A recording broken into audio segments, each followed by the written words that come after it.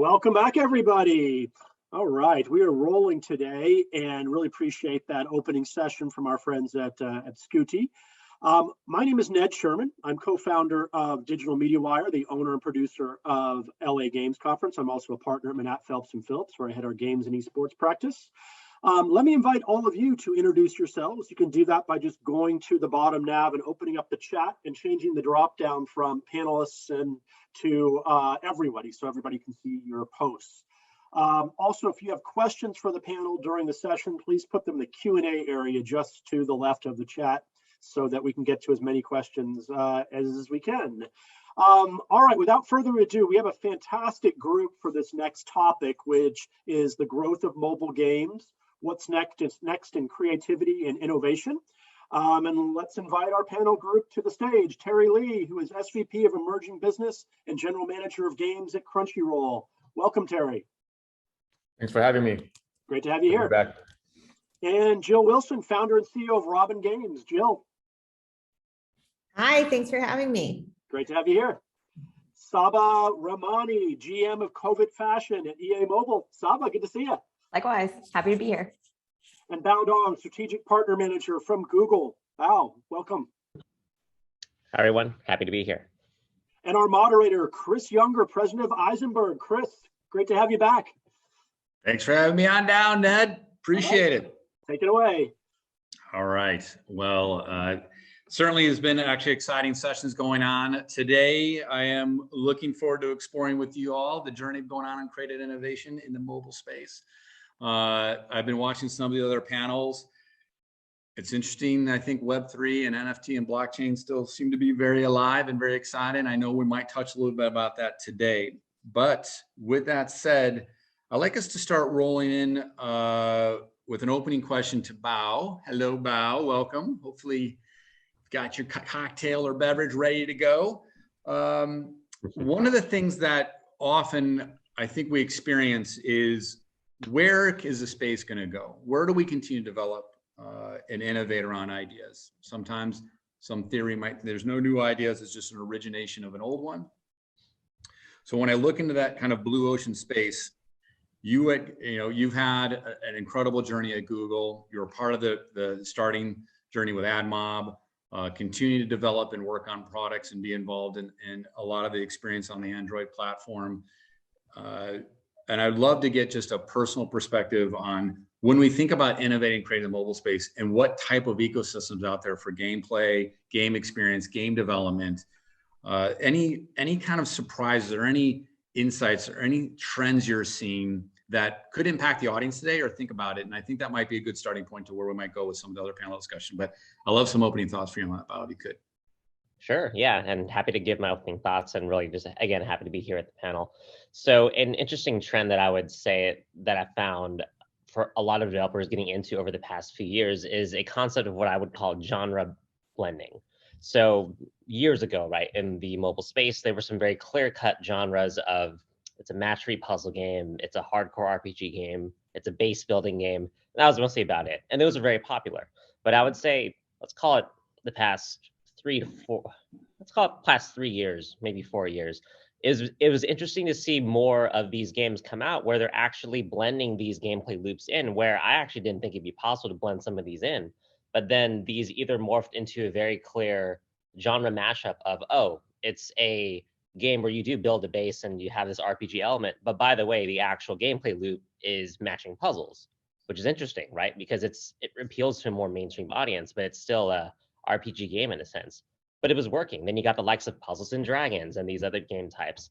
And then more recently, you have these merge type games where, again, it follows the gameplay loop of building the base and whatnot. So it's a bit more of an involved gameplay, which is a lot stickier, right, for users to get into. But again, the gameplay loop is quite simple. You just match the 3 things together, and that's about it, right?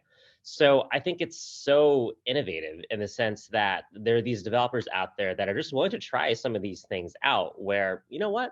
Let's just see if these 2 gameplay loops work together, because maybe either there is a market out there that specifically likes that type of blend, or maybe we're just introducing a different type of gameplay style to an audience that might be used to just match 3 or just base building. So I think more of that genre blending would be really great to see. And I think as long as developers come at it with the mindset of either trying something out that maybe the marketplace doesn't know about, or maybe meeting an unmet need of where, you know what, I think a lot of our users would be interested in the idea of having this gameplay loop. Let's just try it, or maybe make a new game developing for that. So I think that's the biggest thing that I'm excited about, is seeing the rest of these genre blending games come out. And I would really love to see even more compelling examples. So, so glad you asked to see more compelling examples, because when I think of genre bending or genre blending, it makes me think about some of the exciting things that are brewing over at Robin Games. And Jill, I would love to hear more. I think we'd love to hear more about what's going on there. You've taken down some pretty significant funding. I know some of that has been publicly press release on that. I know additional funding's there, but when it comes to that type of thinking, was that some of the inspiration happening at Robin Games? Like, give us a little, like, what's going on over there, and how does it apply to when we think about innovation? I'd love to hear some of your thoughts on that. Yeah, definitely. So we are at Robin very interested in not only that genre melding, but really the melding of taking it one step further of games and what's not traditionally considered games, but might be more considered apps, also commerce and social media. And our premise is really that play is happening everywhere. And some people might not even look at it as play at this point, might not consider themselves gamers, but they're interested in creativity, they're interested in expressing themselves, and they would love to do so in a more play-oriented environment that mobile gaming can provide. So what we're making are lifestyle games that bring all of these real-world elements in. Some people might consider it an app with gameplay elements. We're fine with that. Some people might consider it a game with some app elements. We're equally fine with that.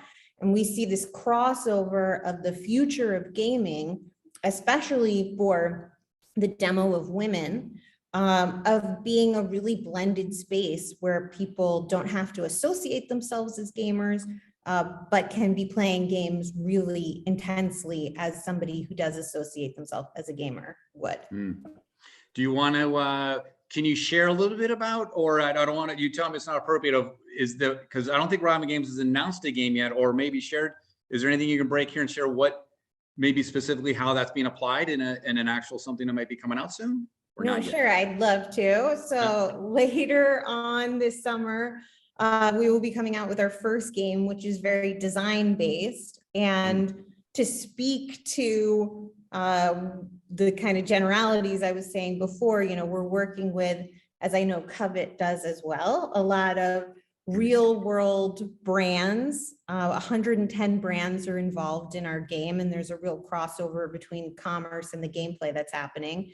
And we're also working with over 100 influencers to start out in the game, and we'll be working with many more to also bring in the social space into the game and really create this hybrid where people are designing, but also bringing in influences from outside the game into it. I'm going to thank you, Jill, for that. And I know there's more to that, and we might get to that later in the session here. Jill, when I think of, I think that was a good softball pitch on over to you on what's going on with over at Covet. So the area that I'm fascinated, and you've joined the team, you're inheriting a brand that's, I think when we were talking earlier, you mentioned it being one of the longest running fashion mobile games in the marketplace, 9+ years running. But I would be interested in, Jill and Saba, as you're moving into that experience, how is social, there's social in the real world, right? The tangible aspects of the platform, and then the virtual world or the gaming world, and how you're experiencing now that you're working in that brand, working in with that community, how they're interacting and how you're balancing the two in an ecosystem that you might have, it's been built before you arrived, but you're learning how to work in that space. And I'd love to learn more about, you know, when I think about the fashion house, and I think about some of the things happening in COVID, can you speak a little about that ecosystem and how to nurture it, and what innovations you should be thought about when thinking about community and bringing the experience together between the real world and the actual gaming world? Absolutely. Really quickly, first of all, Covet is actually 8 years old. Our 9th birthday is next month, which is very, very exciting. And I'm only 21, so I'm with you there. For a game to really survive and thrive with such an active community for that period of time is really a testament to the strength of the community, right? We view social as very, very important and very, very additive to the experience. The game itself has its own notion of guilds through these fashion houses where players can connect and share stories and ideas. But we noticed on Covet that actually started to grow outside of the application and permeate the real world. And when we noticed things like that happening, like groups of players in fashion houses getting together IRL, we thought, well, we should really help facilitate that. And that's how certain initiatives of ours, like CovetCon, which is our fan event, were born. And I think it's important for developers to really acknowledge and meet their players where they are, lean into the tools and the trends that are part of their lives, and find really authentic ways to connect the community and really facilitate the love of the game and the spread of ideas through those things. Social media and social video have just created more platforms and more reach for that notion to spread out. So it's all part of how to harness the energy of that community and really deliver content they care about over time.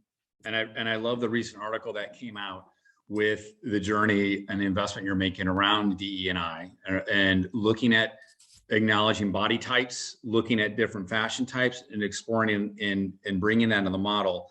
So being representative and reflective of your community, especially in a lifestyle product, how important is that? And where do you see in terms of retention and just driving an overall holistic experience? Yeah, it's hugely important. A couple of things I would say, first of all, is in terms of DEI, we're only just scratching the surface of what's possible and achievable. And this is a huge area of focus for us that we intend to lean into far more, largely because we think it's important for people to find themselves in our applications. People play games for a variety of different reasons. Sometimes it's purely fantasy based. You want to escape reality. And sometimes you want to lean into reality and kind of play with games that shape and mirror that experience. What's important to us is really making sure that we're representing the entirety of the spectrum and that no matter where players come in, they feel like they can find themselves. EA Mobile's broader vision is really to inspire the world to play, right? Not just to inspire certain pockets of gamers to play. So while we might have product offerings that appeal to certain user groups more than others, we want to make sure that even within those, they're as diverse and inclusive as possible so that anyone that actually wants to connect with the content doesn't feel shut out by it.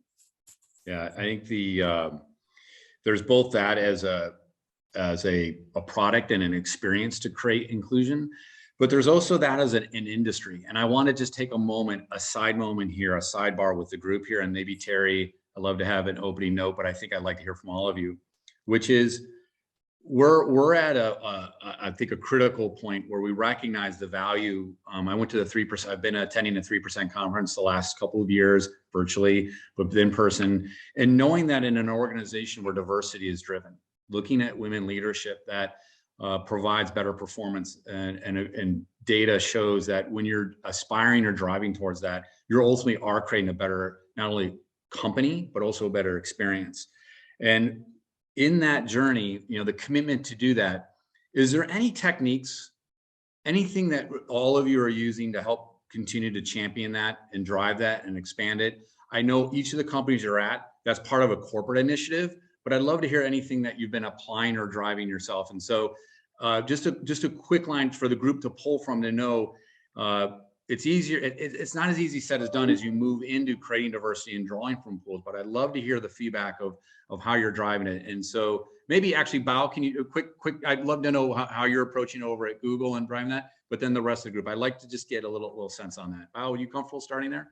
Sure, yeah, happy to start. So even though it is DEI in general is a very big corporate initiative, I think the beauty of just with Google, even though we're very large, we do try to make sure that a lot of the main values that we have as a company do get distilled down to the areas that we're working in, and gaming is a huge focus. And it was one of the things I noticed working in the industry for several years is it was, especially a few years ago, it was very rare, unfortunately, to see really prominent really prominent leaders, especially with a more diverse background and especially just with women in general. So it was nice to see over the years us take it a bit more seriously alongside with the industry. So one of the big things we've been doing on a more smaller scale is working with a lot of our top partners in the advertising marketing space all across Google, since we touch with Google Play, Google AdMob, Google Ads, and we would just either have these official or what we would call not unofficial, but more spontaneous panels to just really generate the discussion, have the ideas flow between leaders in these different companies to talk a bit more about the initiatives that they're doing. And as a result, not only do our partners learn from each other, but we as a company are learning too. Because look, we're not perfect, even though we have these different values, we still are keeping score of our own DEI metrics, and there's still room to improve. But I think that's one of the biggest things that I have the joy of personally seeing with the relation of the work that my team and I do, is just having our partners work together, learn from each other, and we learn too. And just as long as the discussion flows around, I think that's where the great ideas and innovation comes from, and that's what we can help facilitate. Cool. Terry, any thoughts on that? Coming to you. Yeah, I think for us at Crunchyroll and Sony, what we're trying to do in terms of more inclusion is we start with the content side, right? Because at the end of the day, we are a content-driven service, whether it's games, whether it's streaming, whether it's merch. So we're trying to figure out how better ways to incorporate content that appeals to a broader base of users, right? Potentially hard to reach or non-traditional users that would have traditionally come to anime. And I think in that respect, we also have shifted our sort of overall interactive strategy to bifurcate more of a traditional gaming route, right, where it's traditional anime fans, but also a separate route where we're looking at new genres, new segments, targeting audiences that are not traditionally thought of as gamers or anime audiences, and we want to try to bring them into the fold and serve them on a holistic ecosystem. That's how we're trying to figure out how to expand our diversity. I do want to, I love that, and I want to come back to you on the actually on the IP and growth, because I think there's some value there in terms of how to think about creative innovation. But Saba and Jill, into the coming off of Bao's note on we're constantly learning and trying to build that muscle and create it. What are, just a note, continue on note around the DI and kind of looking at inclusion, welcoming women and trying to open up the ecosystem, providing opportunities. One of the things I learned early on was stop trying to necessarily hire for the job description and try to actually hire for the talent, and write the job description to celebrate that talent and try to rework the way you're thinking. But what tips or insights have you experienced in terms of trying to welcome more in and try to drive that type of diversity and I think melting pot that's needed to have a high performing company? Any Saba, please. I definitely have thoughts, and Jill, I'd love to hear your results. So, but I think I'll keep it short and sweet. I think for me, the really simple thing is that you have to show up. You have to show up every day. You have to commit to it. It's very easy for organizations to talk about DEI, and in fact, they all are, right? But you have to put it in practice every day. Every meeting you attend where you notice the vocal minority may have been more authentically or intuitively on point than the louder people in the room.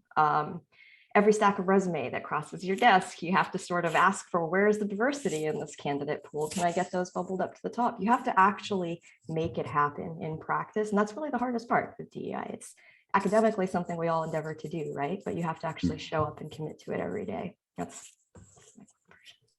Jill, please. I agree totally. And at Robin, we are 50%, over 50% women across the board. So team management, team and board. And I'd say what happens as a result of that is that it's naturally a very interesting environment in terms of different ideas and creative thoughts being brought to the table that are reflective of the audience that we're serving.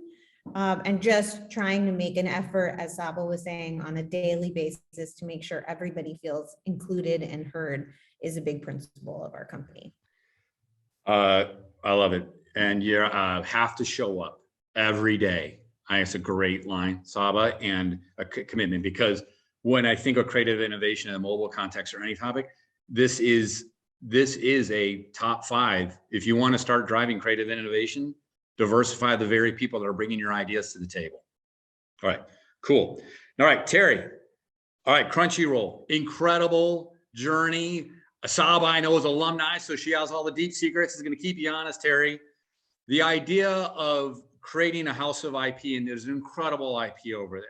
And I think about when you're creating and innovating games are great stories, great character, great narrative.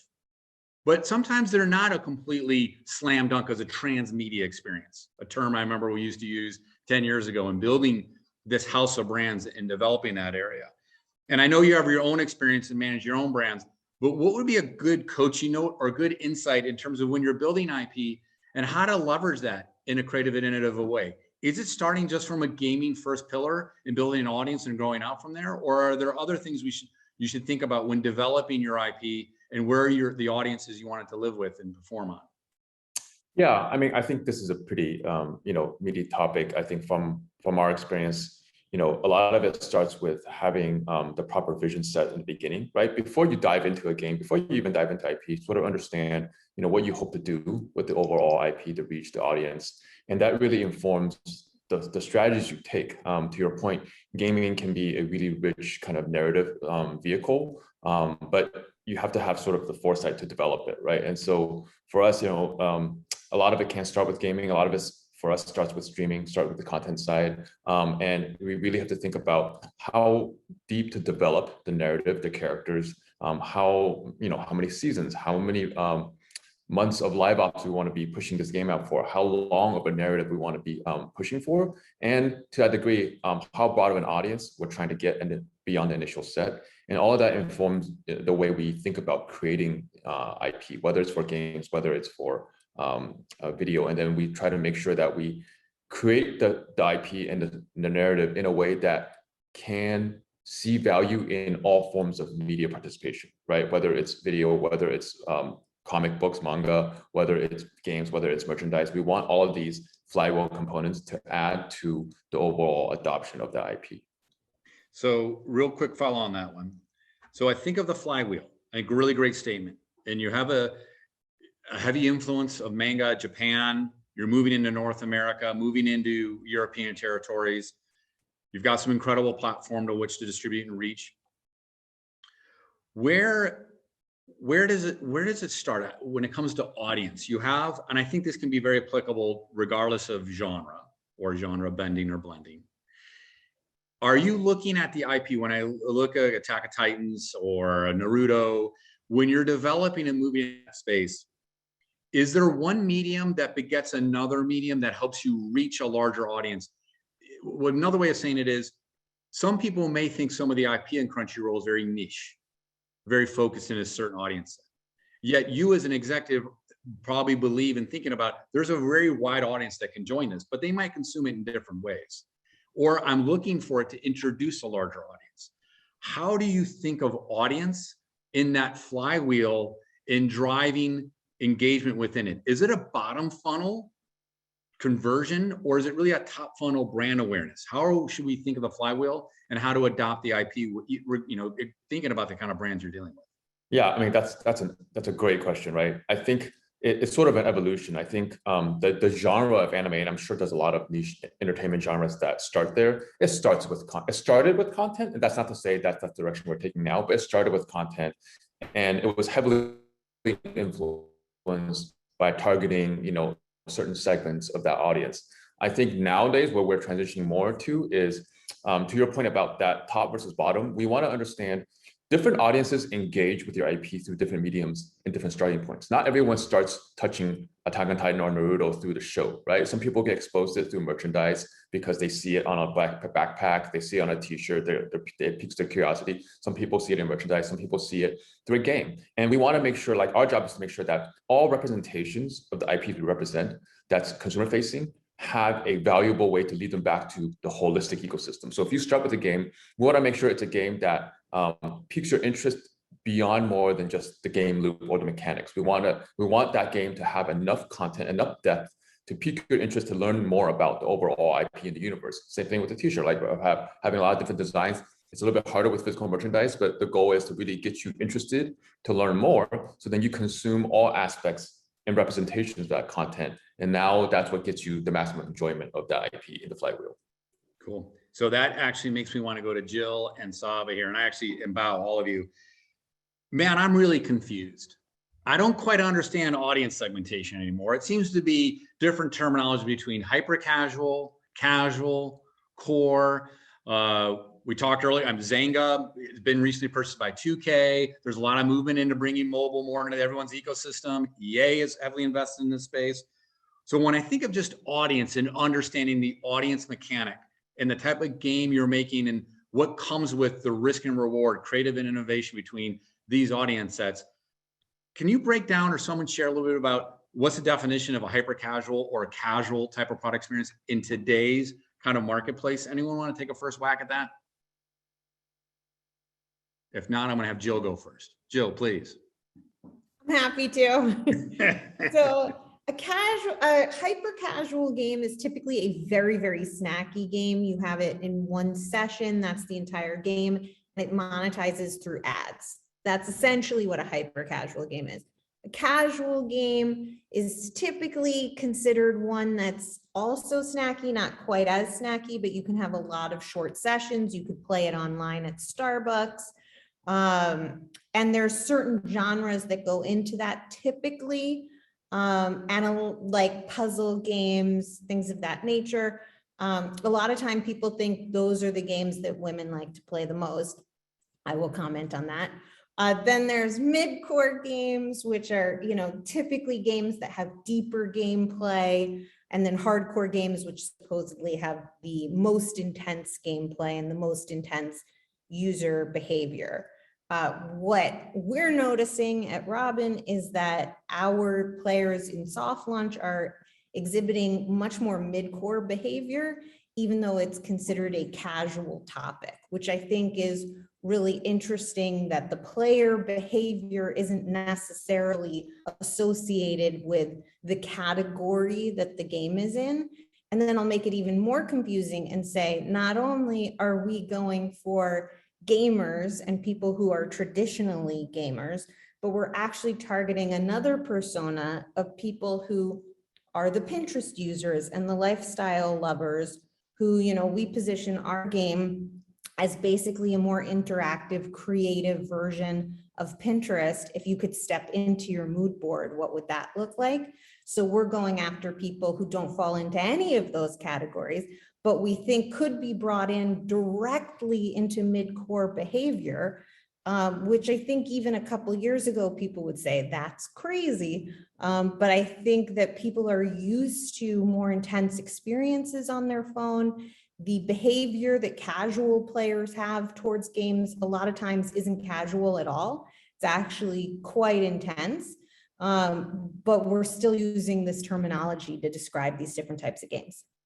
Interesting. The Saba, what is do you consider the play experience you have right now to be a mid-core or a casual type experience? Like, how do you think of that audience? How do you think you're a fan, you're a consumer? It's equally complicated, I would say. It's the nomenclature is failing us, right? Because the player base thinks of themselves, they identify a certain way, their behavior, the way they monetize, operate a certain way. And our product is really evolving over time. I think that's the important thing to note, is that as developers, you have to continue to evolve along with your audience, right?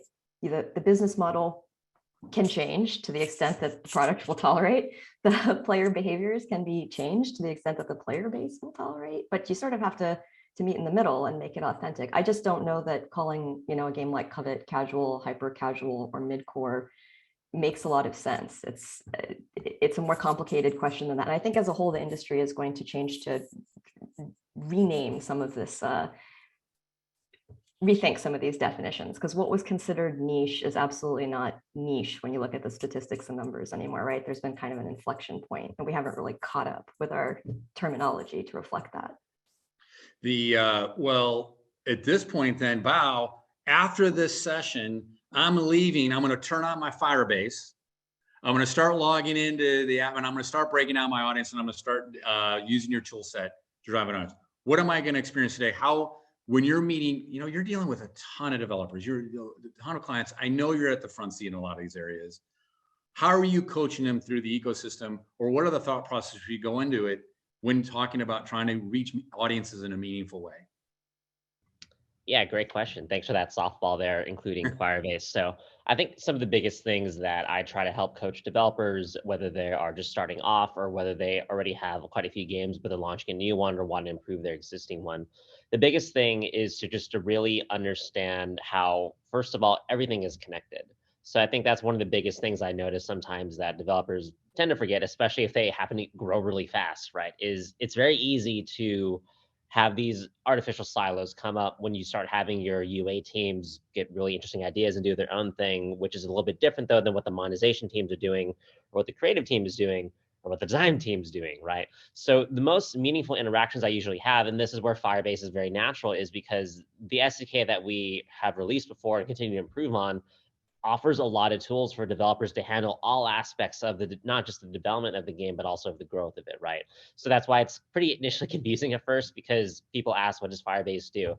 And then you look at the web page and there's about 14 to 16 different things that Firebase does. And we try to do a better job of organizing all of it, but it can seem pretty daunting. But the reason why it has all those things is because we knew from the get-go as Google is, look, app development is a very involved process, and we want to make sure that we have something out there in the market that works with everything. It's not just a solution that does this thing well specifically, but can tie into analytics, which feeds into UA, which feeds into monetization, which feeds into development, et cetera, et cetera.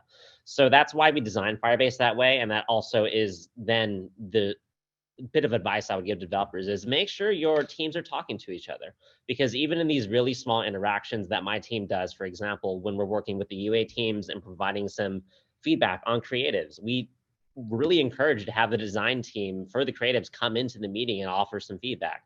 And it gets surprising sometimes when some of these partners would say after the meeting, oh yeah, that was actually the first time in a while that we've talked to our own creative team.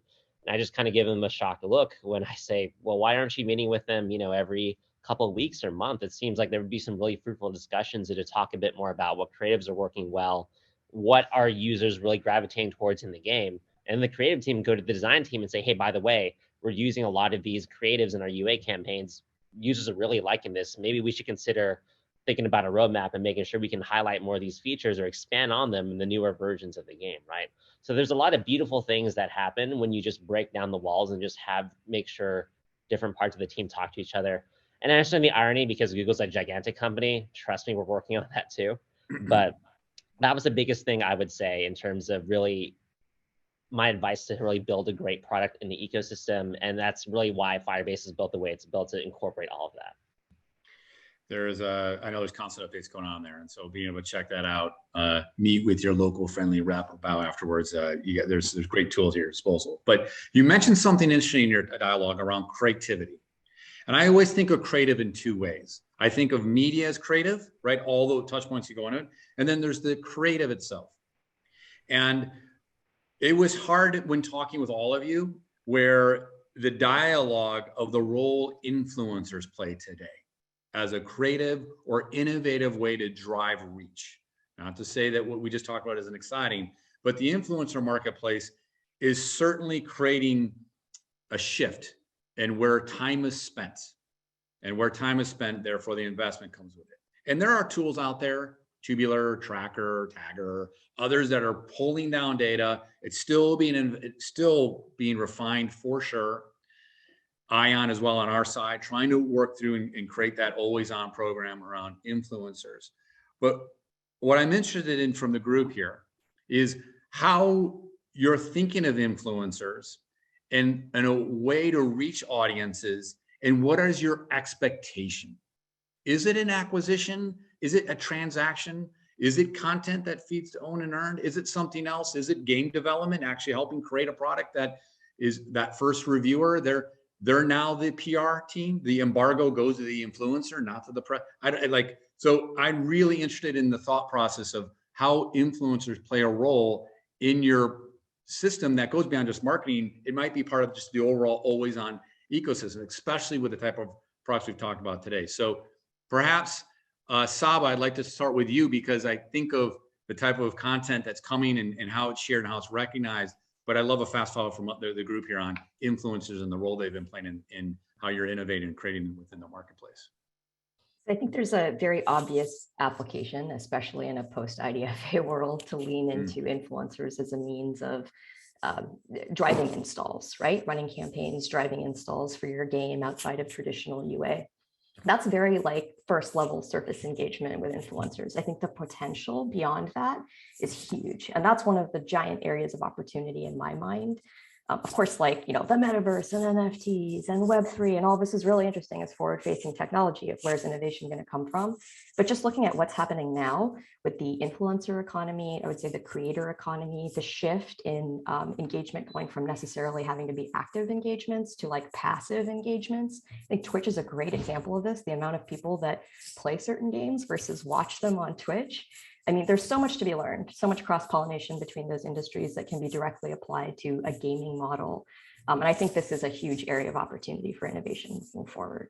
I look forward to running more experiments in COVID and beyond with it personally, and I'm sure others probably feel the same way. Well, I think I heard Jill mention Pinterest, and knowing that 9 out of 10 people use Pinterest and get inspired to buy things, I think there's been 454 million active users, 3 billion pins saved, 6 billion boards created, 85% of pinners have bought something based on pins. Truly, influencer platforms, even like a Pinterest ecosystem, those that are active in it are really incredible at recommending, influence, and driving it. But Jill, how does influencers play a part within the business model or thinking about the innovation behind the games you're creating? Definitely. In both, as Saba was saying, from an acquisition side, I mean, in the post-IDFA world, I think we're all kind of looking for other ways to grow our audience base, and influencers are a great channel for that. But also, we're really baking them into the experience of the game. And our hope with that is not only that they bring audience into the game, but that people who are in the game get interested in them and start following them for the first time, and that it goes both ways, so that people view the game as an inspiration platform on a bunch of levels, including, oh, what type of design influencers or other interesting creative people should I be looking out for? I think in a lot of ways that's relatable to Pinterest, in the sense that people are looking to figure out, oh, who are my friends interested in? Who are new people that I can follow, new trends I can follow, new products I can follow? And we're trying to facilitate that both ways. Love it. Love it. And what I'm hearing too from the group is the idea that influencers isn't just a transaction by which to convert for install. It's really an opportunity to build a relationship that feeds in with this kind of game as a service mentality and how they're actually one-in-one with that consumer journey. So Terry, I'm sure you have an opinion on influencer, or I'd like to get your opinion on where to drive it through. Is you're dealing with some incredible IP that I'm assuming the influencer and the audience loves to get access to and have insight on, and be on the ground floor perhaps of what's coming next.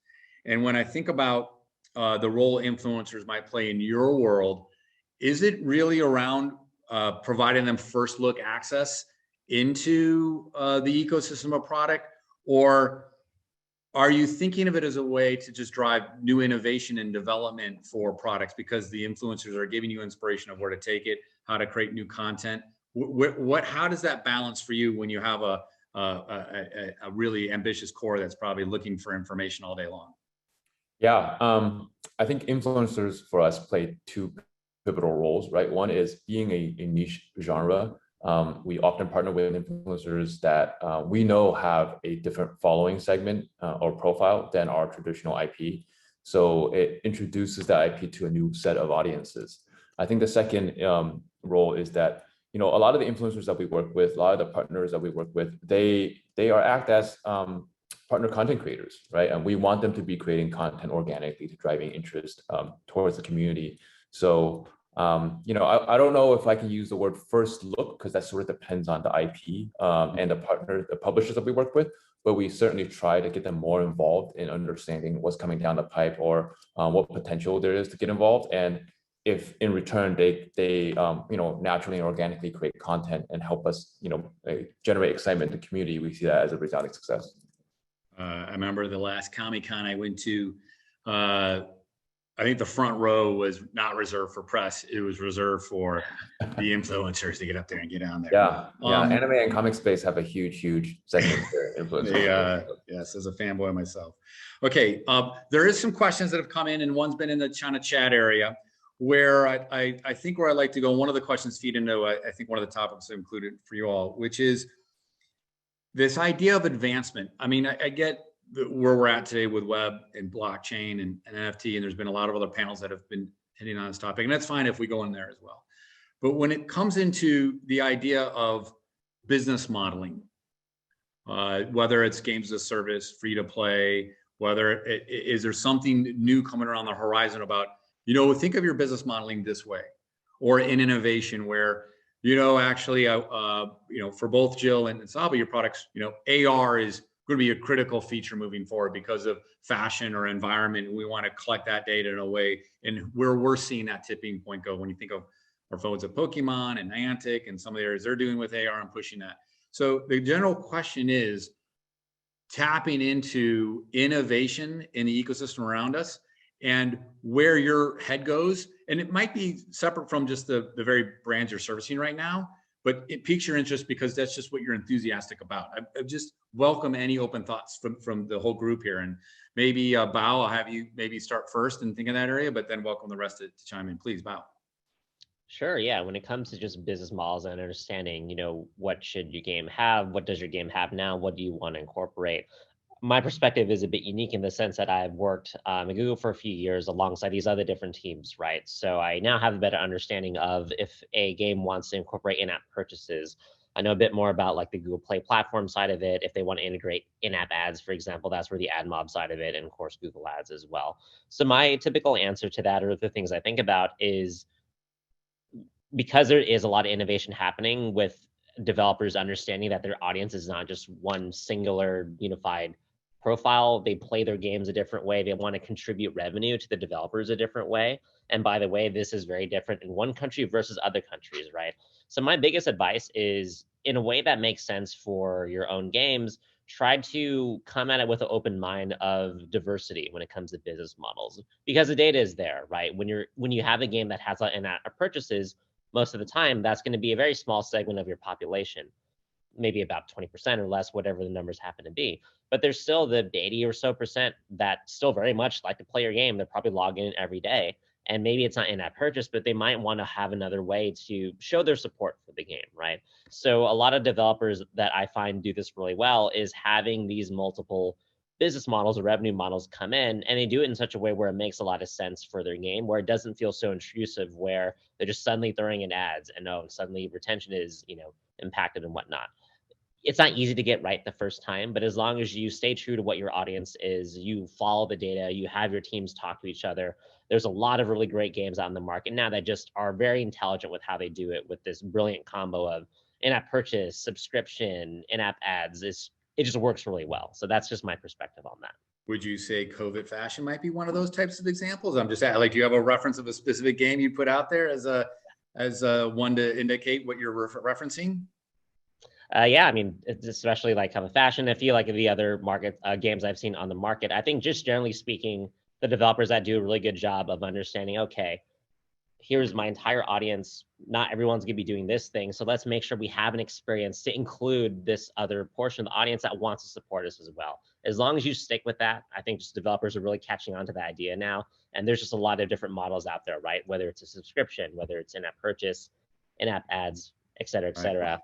Yeah. Love it. I know we got about 2 minutes, so I'd love to get each of you to get some parting words on that same topic. So Saba, I'm pitching it over to you. I think I would echo about what you said. Authenticity is really key, right? There's no shortage of new technologies or no lack of other business models that we could look to from other industries that might inform what we want to do within games. But it's really just about what's going to resonate, make sense for your audience. I'm interested, of course, in NFTs. I'm interested in the metaverse. I'm interested in AR technology, all through the lens of fashion, right? Because we're at this moment in time. So there's kind of this convergence of fashion, games, and technology, and you have the intention of the brands, and they all care right now. But that doesn't necessarily mean that there's a direct application that's going to make sense for our audience at this moment in time. So it's just about understanding what's available and connecting the dots in a really authentic way. And that's probably as much as I should say. I think authentically next year, we're going to be at the Met Gala and we'll all dress appropriately, sponsored by USAP. That's what we're doing next year. Jill, any fast follow thoughts on that? Well, honestly, I just agree with what both Bao and Saba said. It's about authenticity and about creating the experience for the user that's in your game. I think that's where people start to get in trouble, when they start to apply the flashy new technology or business model to an audience that isn't ready for it or not the right fit for it. And I think as long as you're just thinking with your audience first, as a principle in everything, if you're thinking with your audience first, you make the right decisions.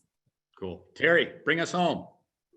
I would echo what everyone said here. The only things I can add are, from our perspective, we don't want to confuse the user, right? So while there's always new ways to figure out how to get them engaged on the monetization side, we want to make sure that it makes sense in the context of how they engage with our games and our apps. So.